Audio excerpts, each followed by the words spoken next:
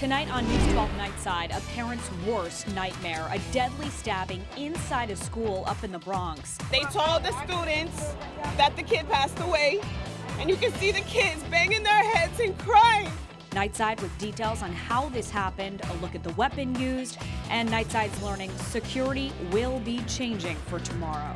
We will redouble our efforts to protect every child. And a simple cut turned deadly for a Queens child, but now that child's dad spreading the word on how it can all be prevented, telling his story to Nightside. 65% of Americans hadn't heard of sepsis. And a two-time presidential candidate hanging out in Brooklyn. Hillary Clinton signing copies of her new book at a Fort Greene bookstore. Those stories and more right now on Nightside.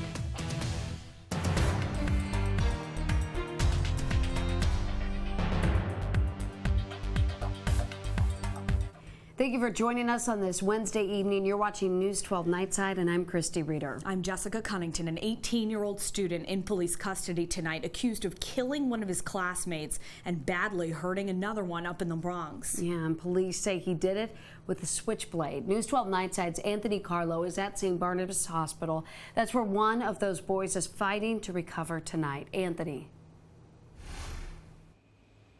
Yeah, Christy, Jess, unfortunately, as you mentioned, one of those victims has died after police say 18-year-old Abel Cedeno stabbed 15-year-old Matthew McCree in the chest. Now, police believe there was some sort of ongoing dispute between the suspect and two victims since the start of the school year. Investigators attributing it to a possible bullying case, all amounting to the results today.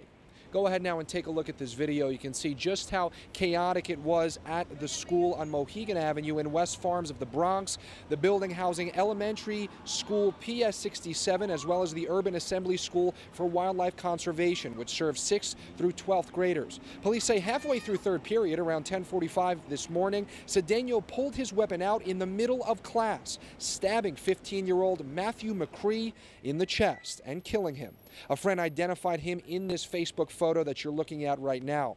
Now, 16-year-old Arian LeBoy also stabbed. A friend also IDing him in this photo was brought to St. Barnabas Hospital in the Bronx in critical condition. We were told, thankfully, he is now stable and doing better. Now take a look at this picture. You can see the weapon that was used in all of this. Investigators recovering it at the scene, a switchblade. Police say Cedeno handed it over to a counselor after the attack and then proceeded to sit in the assistant principal's office. Now, some parents are questioning why the school does not have metal detectors. Police say a metal detector would have picked up on a device like that switchblade. Take a listen. Tomorrow we'll do random, well, we could bring wands to the school, and we'll do random screening of kids that'll enter the school, and then we'll increase our allotment of school safety agents. Now, Mayor Bill de Blasio and schools chancellor Carmen Farina both showed up to the school at a time where parents were understandably frightened. Police kept the school on lockdown until they were able to control the situation. Again, one teen dead tonight, another recovering here at St. Barnabas Hospital in the Bronx, and a third teenager now suspect in police custody. But Jess and Christy, that is the latest here from St. Barnabas Hospital in the Bronx. I'm Anthony Carlo, News 12 Brooklyn.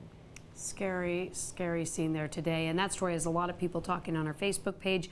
We're going to get to those comments and a lot of shares too, but first we want to check in with Daryl. Daryl, hey, Weather ladies. Center. Yeah, you know, we're looking at another day with very warm and humid conditions. I actually felt like it was in the lower 90s across some locations. Wow. So yeah, and we're rounding out the end of the month of September here.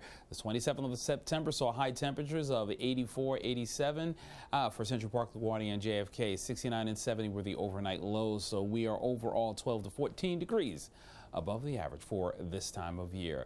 Into the evening hours we go with 78 degrees from Red Hook on down to Dyke, our highest, with wind east to southwest, if you will, calm to as much as 4 miles per hour. Could be gusty from time to time.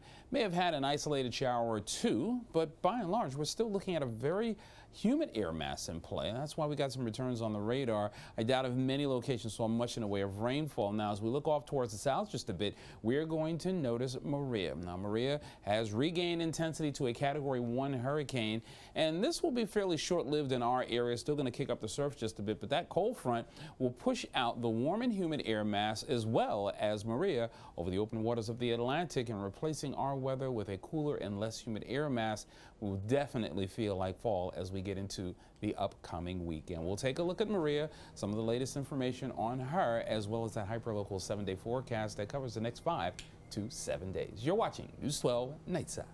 Daryl, thank you so much.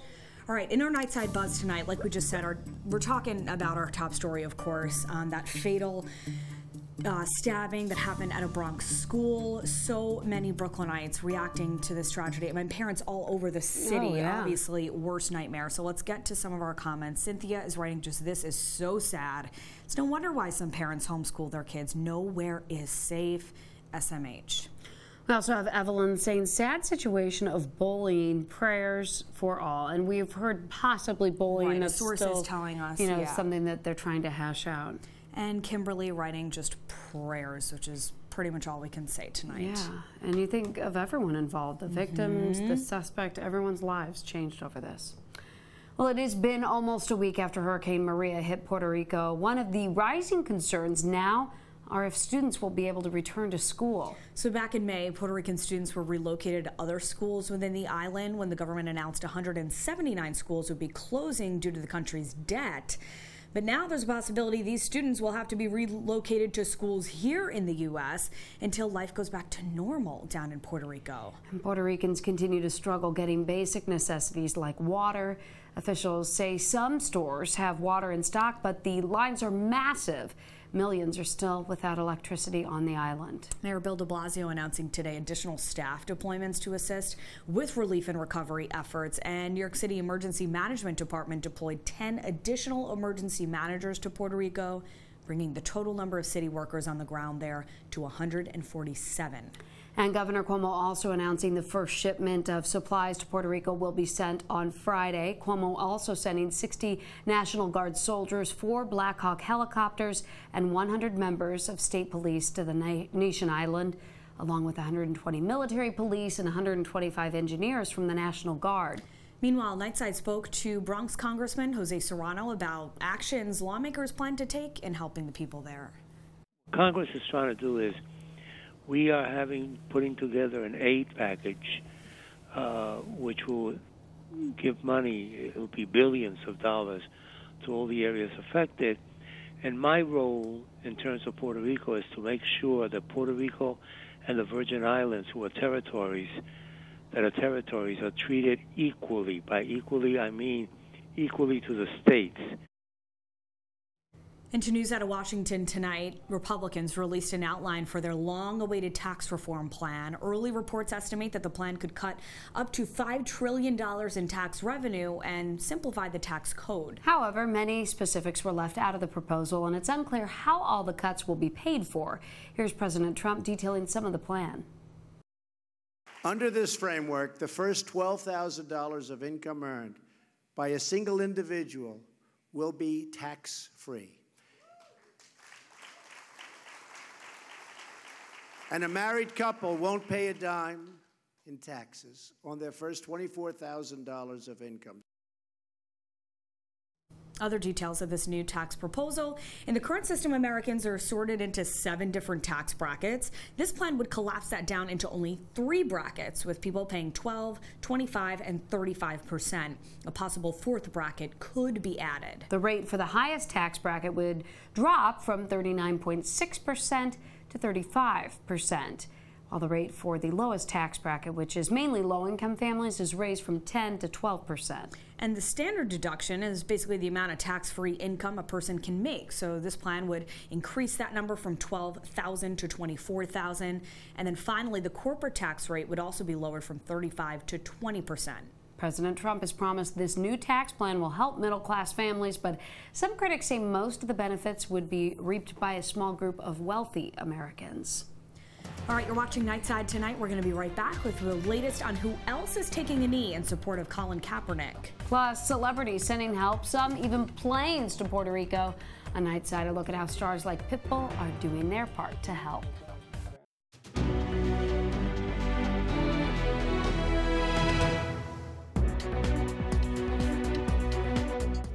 Welcome back to Nightside, and we're kicking things off with our weather on the twos. We're just talking about how humid it was today. Yeah, feeling like it's August instead of approaching the end of September there. That's a little better. All right, let's take a look and see what's happening outdoors there. We're going to start to notice the clouds beginning to collect out there just a bit.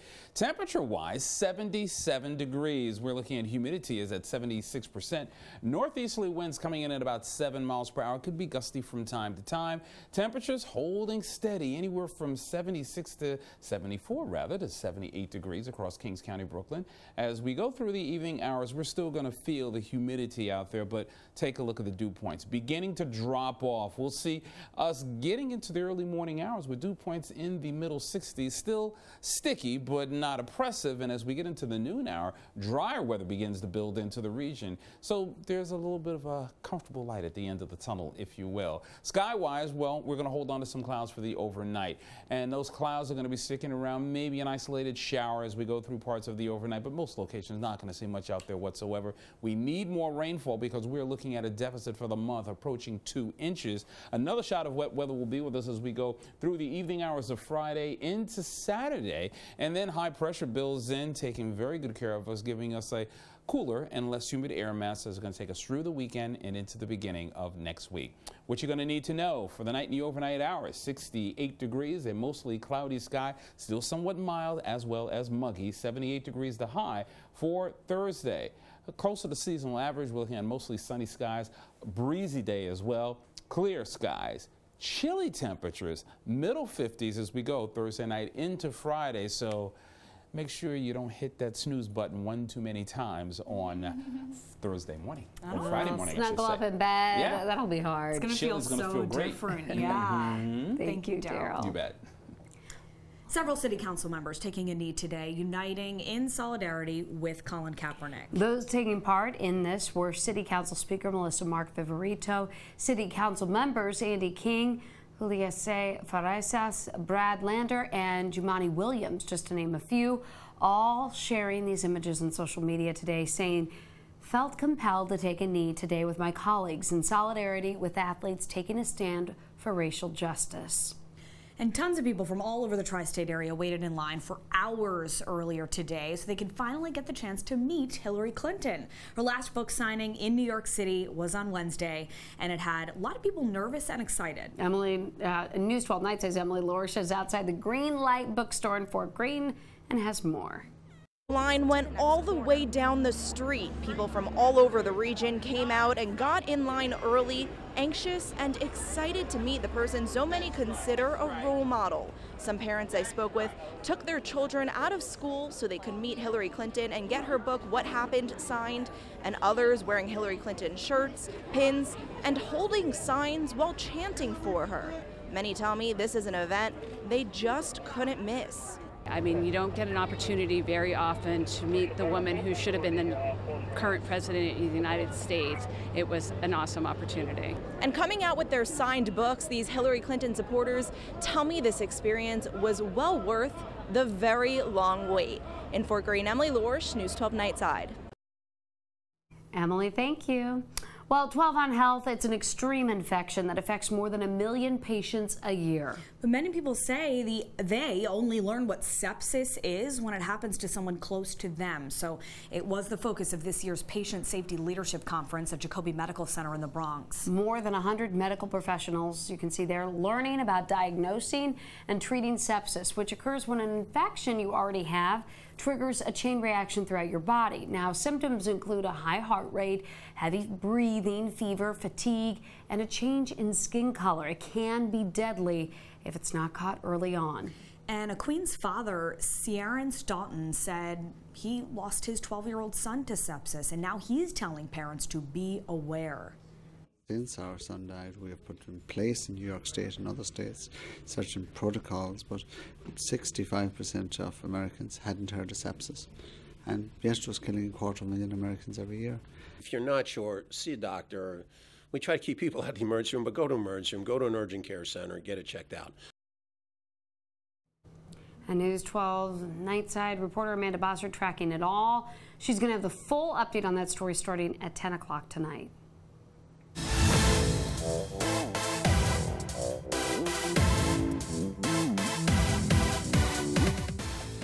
Kicking off our celebrity buzz tonight, rapper Pitbull is sending his private plane down to Puerto Rico to bring cancer patients here to the U.S.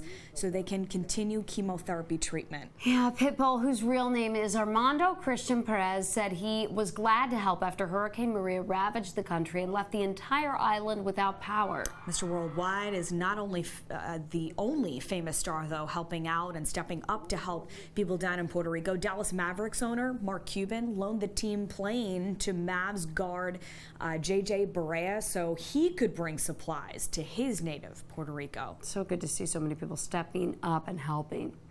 Well, some Aerosmith fans might be crying after hearing this news. The band is canceling the rest of their tour, citing unexpected medical issues with singer Steven Tyler. Yeah, they had 4 shows left down in Brazil, Chile, and Argentina and Mexico. Tyler didn't say what medical issues he's facing, but he did say they're not life-threatening. He said his doctors advised him, though, to not travel or perform, that he needs some proper rest and treatment. Tyler promised to be back, though. Rest up, Steven Tyler. You're watching News 12 Nightside. We're going to be right back with more hyperlocal headlines. Plus, police searching for this man tonight for punching and robbing a man in East New York. We're going to tell you exactly where when we come back.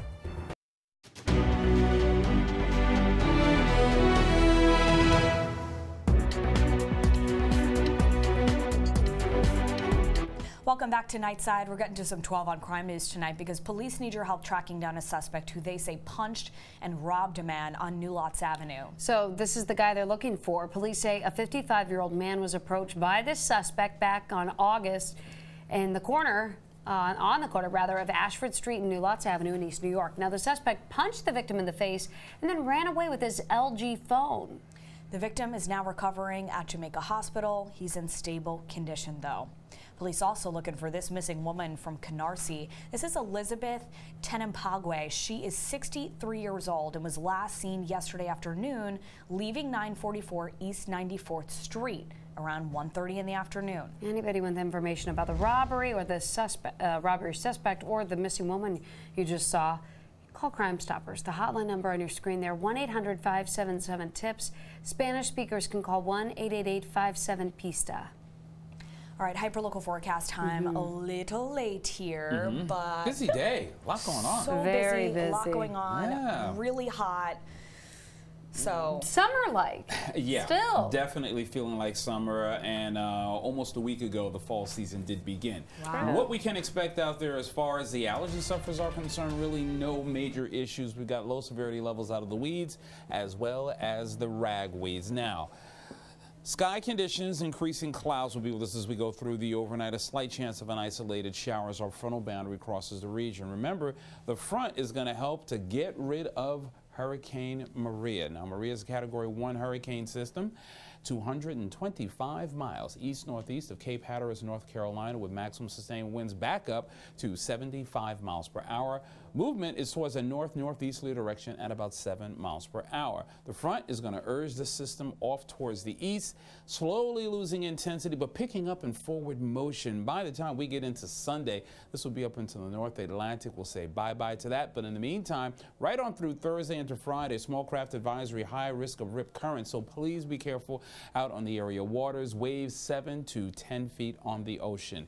68 degrees, mostly cloudy. Another muggy overnight with east to southeast to northeast winds from 5 to 10 miles per hour. That's that front coming through. North winds 10 to 15, so it'll be a little bit of a breeze out, returning to a mostly sunny sky. Daytime highs a bit better at 78. 7-day forecast. Well, your weekend, well, it's always in view with us here at News 12. We go from 78 to 71 to 67 degrees. Don't forget we have a chance of some showers late Friday into Saturday. High pressure builds back in. Skies are looking great. Low to middle 70s right on through the weekend into the middle of next week. all right, Daryl, thank you. So how would you like to live in a brand new development in the heart of downtown Brooklyn for less than $1,000 too? Well, if you meet certain income requirements, here's your chance. The lottery is open for affordable housing units at 237 Duffield Street, and preference will be given to current residents in Community Board 2 as well as city employees. Just the thought of hitting the jackpot has some Brooklynites dreaming big. You have all the transportation there for you, all of the stores. Everything is right here at your fingertips, so it's definitely, it would be an amazing thing, almost like you're living in the high-rises in Manhattan. Deadline for applications is November 30th. To find out how to enter the housing lottery, just get over to news12.com. We'll let you know. Take a look at this. In Dubai, a German company has made the first test flight of a pilotless air taxi. There it is. It's called the Volocopter. It's a multi-blade small helicopter that transports the passenger without the help of a pilot. The company releasing this test flight video yesterday. The maximum flight time is 30 minutes, and the Volocopter comes with high standard safety specifications, including 18 separate motors. Officials in Dubai say they hope to begin trials by the end of this year and then have a fully operational pilotless flying taxi service by 2022. I don't know, no pilot in there driving me around? I just don't even think that would work in New York anyway. We have too many people. We have enough choppers flying around. True. All right, thanks for watching us here at Nightside. I'm Christy Reeder. I'm Jessica Cunnington. We're going to be right back with more of your hyperlocal headlines. Stay with us here on Nightside.